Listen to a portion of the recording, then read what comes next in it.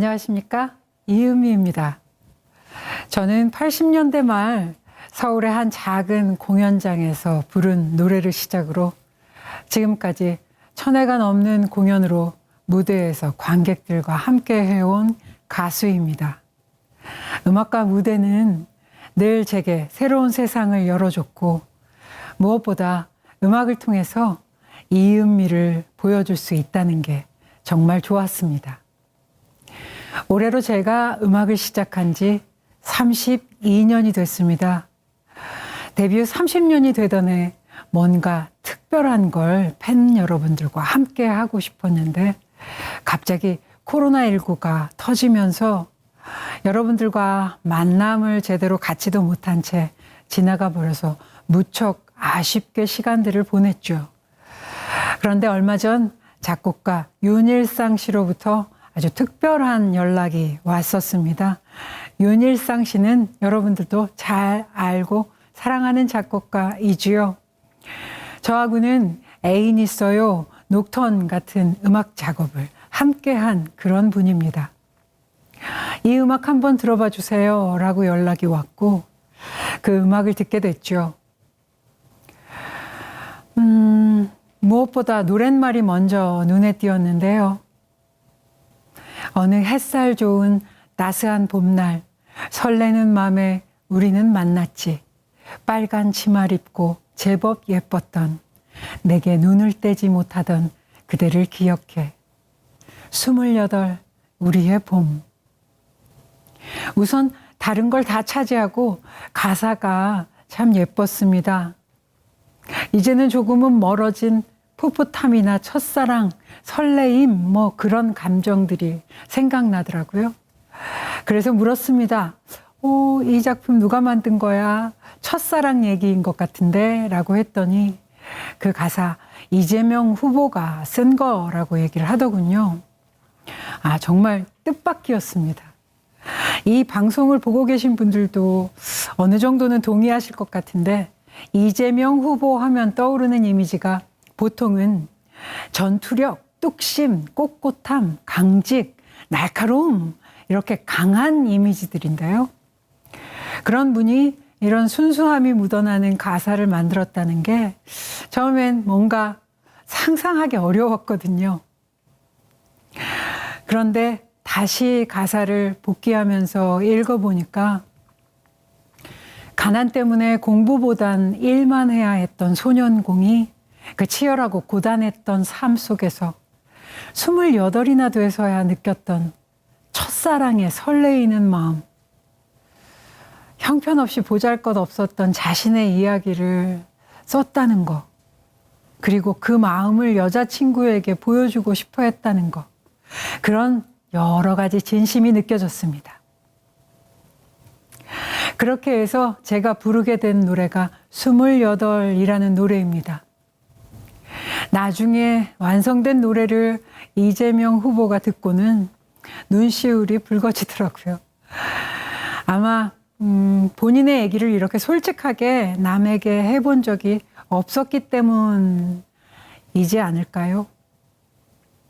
부끄러워했던 그 모습 아직도 기억이 납니다. 겉으로 봐서는 몰랐지만 저런 순수한 소년 같은 마음이 있었기 때문에 삶으로 생겼을 수많은 상처에도 불구하고 지금껏 멋지게 삶을 견뎌온 것이 아니었을까. 저의 28도 돌아보게 됐습니다. 저는 더 치열했던 부분들도 있었습니다. 정말 미친 듯이 노래를 했습니다. 겁날 게 없었죠. 저조차 돌아보지 않았던 시절이었어요. 이렇게 열심히 하고 있는데 왜 나를 쳐다봐 주지 않지?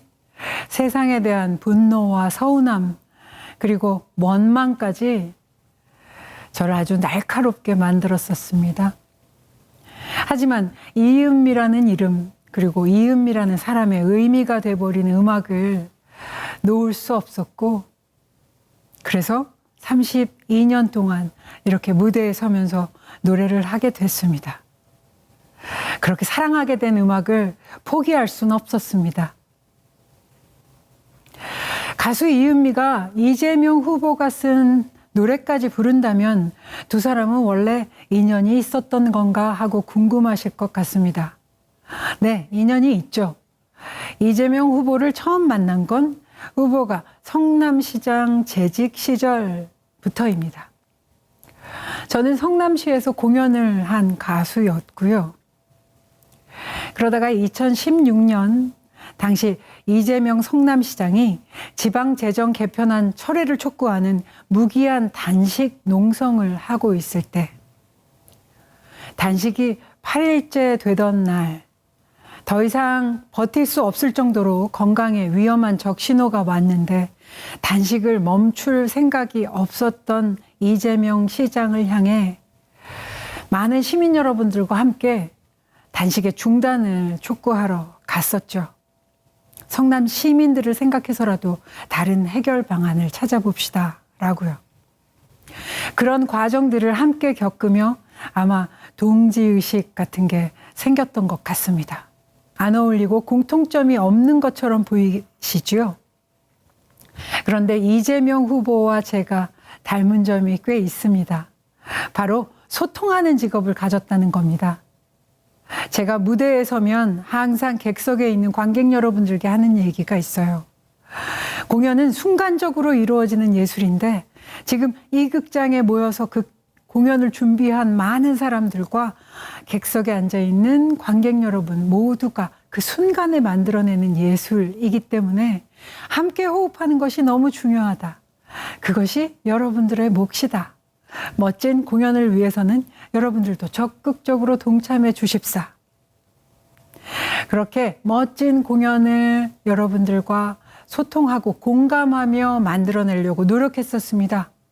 근데 정치도 다르지 않은 것 같습니다. 소통을 하지 않는 정치는 죽은 정치라고 생각합니다.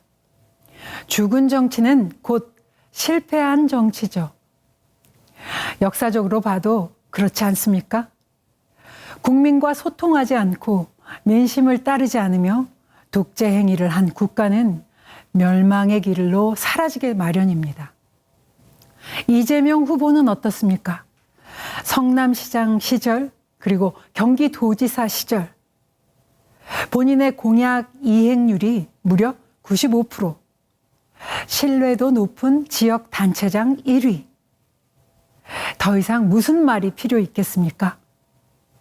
시민들의 민원을 듣고 바로바로 해결하고 불편한 점은 없는지 살피고 즉각 행동으로 옮기고 그렇게 소통하는 시장이며 도지사였죠. 저하고 닮았다고 생각하는 점 또 하나가 있습니다. 바로 맨발입니다. 사람들이 저를 맨발의 디바라고 부릅니다. 무대 위에서 맨발로 노래하는 제 모습을 두고 하는 말인데요. 시선을 사로잡기 위한 퍼포먼스라고 말씀하는 분들도 계시지만 아닙니다. 오로지 음악에 집중하기 위한 저만의 의식 같은 행위입니다. 1990년 초 장기 공연 중이었던 저는 체력 안배에도 미흡했고 정신적으로도 압박이 심했던 그런 상황이었습니다. 나중엔 목소리조차 나오지 않았죠. 관객들은 밖에서 기다리고 있고 어떻게 하면 공연에 집중할 수 있을까를 생각하다가 그런 절박한 감정에 문득 거울을 보게 됐는데 짙은 화장에 현란한 장신구, 화려한 의상, 그리고 하이힐. 늘 무대 위를 위해서 준비했던 것들인데 그날따라 유독 저를 짓누르는 느낌이 들더군요. 화장을 다시 지우고 장신구도 빼고 마지막으로 하이힐을 벗어 던졌습니다. 제 몸을 휘감고 마음을 거추장스럽게 했던 것들을 모두 던졌죠. 그리고 나서 무대 위에 자유로움을 찾았습니다. 소리에만 집중하는 시간을 갖게 됐죠. 그것이 맨발의 디바의 시작입니다. 이재명 후보에게도 맨발인 시절이 있었습니다. 우리 모두에게 선택권이 있다면 절대 스스로는 택하지 않았을 바로 그 가난했던 시간, 맨발, 맨몸뿐이었던 그 시간. 청소년 시절엔 교복 살 돈이 없어 맨몸으로 다녀야만 했고, 스키 장갑 만드는 공장에서 일했을지언정 겨울에 찬손을 보호할 장갑 하나 없는 그런 맨손이었죠. 그뿐인가요? 프레스 기계에 눌린 왼쪽 팔은 지금도 굽은 채 그대로입니다. 가진 게 너무 없어서, 보잘것없어서 그저 맨몸, 맨발인 채로 싸워왔던 겁니다. 어느 해 여름 해인가 이재명 후보가 거울 앞에서 이렇게 되뇌었답니다. 차렷이 안 되는 몸뚱이를 자랑으로 삼는 날까지는 부끄러움을 부끄러워하지 말자. 굽은 발로 맨손으로 살아. 그게 너야. 그리곤 펑펑 울었다고. 자신에게 처한 그 비참했던 상황을 스스로 인정하는 일, 쉬운 일은 아니었을 겁니다. 그런데 그걸 본인의 의지로 극복해낸 겁니다. 정말 억울하고 힘들고 불행했을 그 시절들을 보통은 그렇게 힘든 일들을 겪고 나면 개인의 영달을 위해서 성공의 방향을 맞추게 되죠. 그렇게 오히려 편안하고 수월한 삶을 선택하게 마련인데, 그렇지 않은 길을 택했다라는 그 하나만으로도 이 사람은 훌륭한 삶을 살아온 거 아닙니까? 남들은 가지 않을 길을 스스로 선택한 이재명이란 사람의 삶에 자신만이 꼭 지키고 싶었던 소신이라는 게 분명 있었던 모양입니다. 사람들이 저더러 많은 말을 합니다. 가수가 노래나 해. 당신이 정치인이야? 왜 시끄럽게 자꾸 떠들어대? 라고 말입니다. 제가 좋아하는 시가 하나 있습니다. 연탄재 함부로 발로 차지 마라. 너는 누구에게 한 번이라도 뜨거운 사람이었느냐? 여러분들도 잘 아시는 안도연님의 너에게 묻는다 중에 한 구절입니다. 네, 저는 100번도 더 뜨거웠습니다. 우리라는 주제는 연탄재로라도 존재해야 합니다. 서로를 위해 타버린 연탄재일지라도 비탈진 얼음판에 미끄럼이라도 막아줄 수 있으니까요. 대중을 상대로 하는 일을 하는 사람인데 분명히 어떤 한쪽의 편을 들어 보인다는 것이 불이익을 받을 수도 있다는 것쯤은 저도 압니다. 하지만 알면서 포기하는 겁니다. 그럼에도 불구하고 저처럼 목소리를 내는 사람들이 더 많고 다양해져야, 또 계속해서 그 벽을 두드리고 끊임없이 질문을 해야만 대한민국이 바뀔 수 있다고 저는 확신하거든요.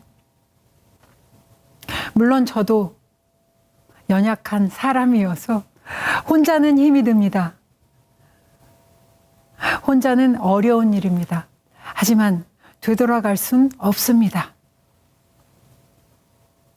저희 부모님께서 제게 물려주신 솔직함과 어려워도 헤쳐나가야 한다는 이런 마음들,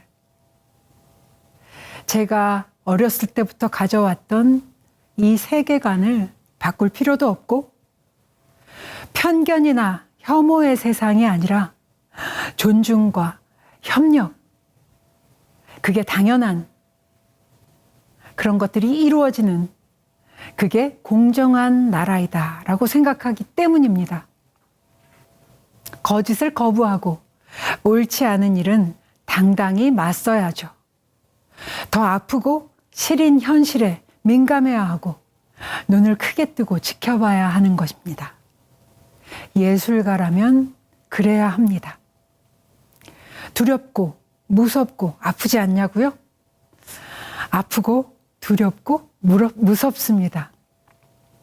하지만 그래도 멈출 수 없는 것은 대한민국 국민의 한 사람으로서 대한민국이란 나라가 더욱더 자랑스러운 나라가 됐으면 하는 바람이 크기 때문입니다.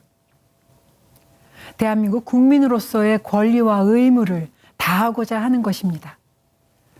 저만이 할 수 있는 특별한 용기가 아닙니다.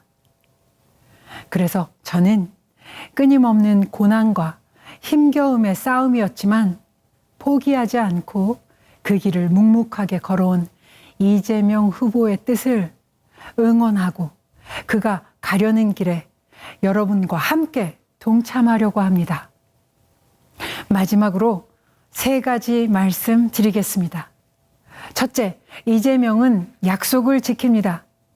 모두가 무모한 도전이라고 말려도 꼭 가야 할 길이라면 가는 사람, 길이 없으면 길을 만드는 사람, 그 도전은 무모함이 아니라 약속을 지키기 위한 추진력이라는 것, 그것을 가진 후보, 바로 이재명입니다.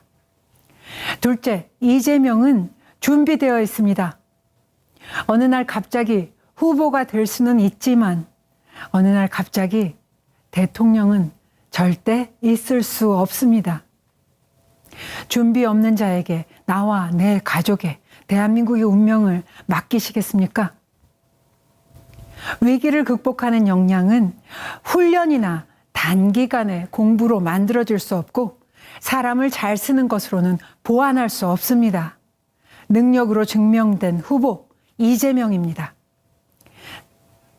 셋째, 이재명은 아픔을 이해합니다. 지독하게 가난했던 이재명은 많이 아팠고 많이 울었기 때문에 누구보다 그 아픔을 잘 이해합니다. 공감합니다. 힘든 이들에게 베풀 줄 아는 사람입니다. 3월 9일은 본투표 날입니다. 여러분들의 참여에 대한민국은 위기를 기회로 바꾸며 새롭게 도약할 것입니다. 대한민국을 위해 권력이 아닌 권한으로 이재명 후보가 시민들을 위한 일을 할 수 있게 그 동력을 투표로 만들어 주십시오. 이재명은 반드시 해낼 겁니다. 여러분과 함께 합니다. 우리와 손을 잡고 이 고난을 반드시 헤쳐나갈 겁니다. 감사합니다.